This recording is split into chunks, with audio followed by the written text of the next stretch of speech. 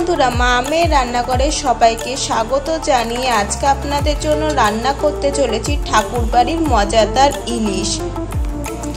উপকরণে কি কি লাগছে একবার আপনারা দেখে নিন। এখানে ইলিশ মাছগুলোকে জল দিয়ে ভালো করে ধুয়ে রেখেছি।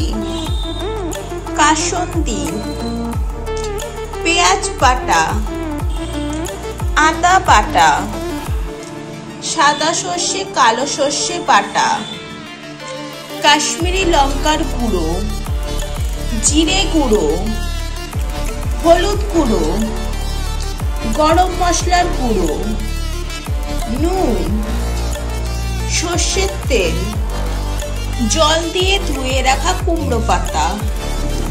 ইলিশ মাছটাকে মাখার জন্য প্রথমে দিয়ে দিচ্ছি নুন, হলুদ গুঁড়ো। এবার এটাকে মেখে নিচ্ছি।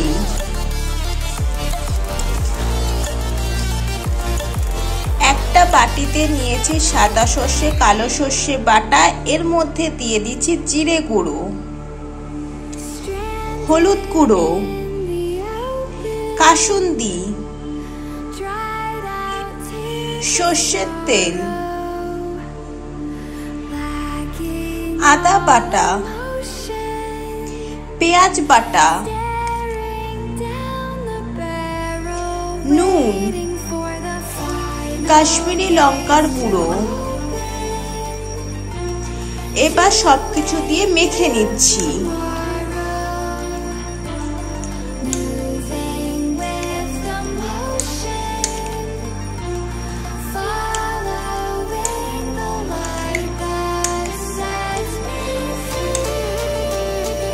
প্যানের মধ্যে দিয়ে দিচ্ছি সর্ষের তেল, ফোড়নে দিয়ে দিচ্ছি তেজপাতা শুকনো লঙ্কা। এবার মাখা মশলাটা দিয়ে দিচ্ছি। অল্প একটু দিয়ে দিচ্ছি চিনি। এবার নেড়ে চেড়ে নিচ্ছি।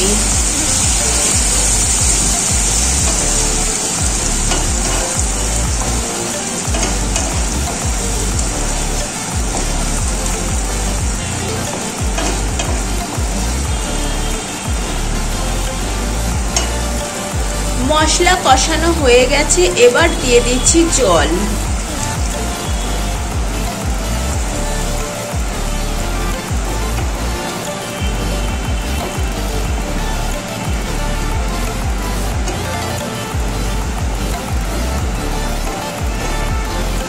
নুন হলুদ দিয়ে মেখে রাখা মাছগুলো এবার এক এক করে দিয়ে দিচ্ছি।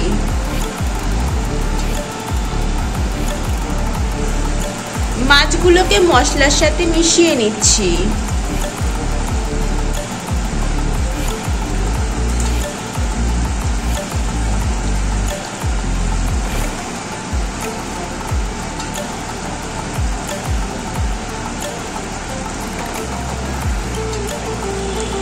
এবার দিয়ে দিচ্ছি গরম মশলার গুঁড়ো। ভেজানো কুমড়ো পাতাগুলো ওপর দিয়ে দিয়ে দিচ্ছি।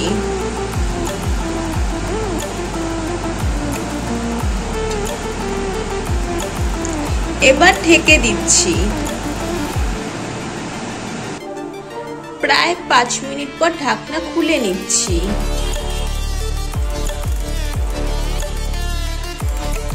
কুমড়ো পাতাগুলো তুলে নিচ্ছি। আমাদের রান্না হয়ে গেছে, এবার পরিবেশন করে নিচ্ছি।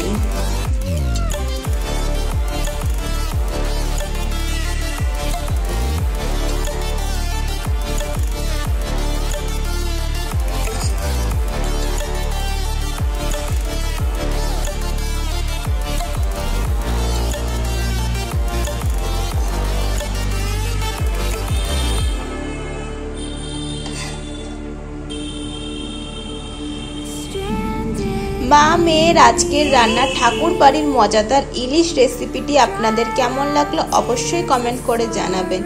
ভালো লাগলে চ্যানেলটি লাইক করে সাবস্ক্রাইব করে দেবেন, শেয়ার করে দেবেন। আজকের মতন বিদায় নিচ্ছি। সবাই ভালো থাকবেন, সুস্থ থাকবেন। সবাইকে টাটা।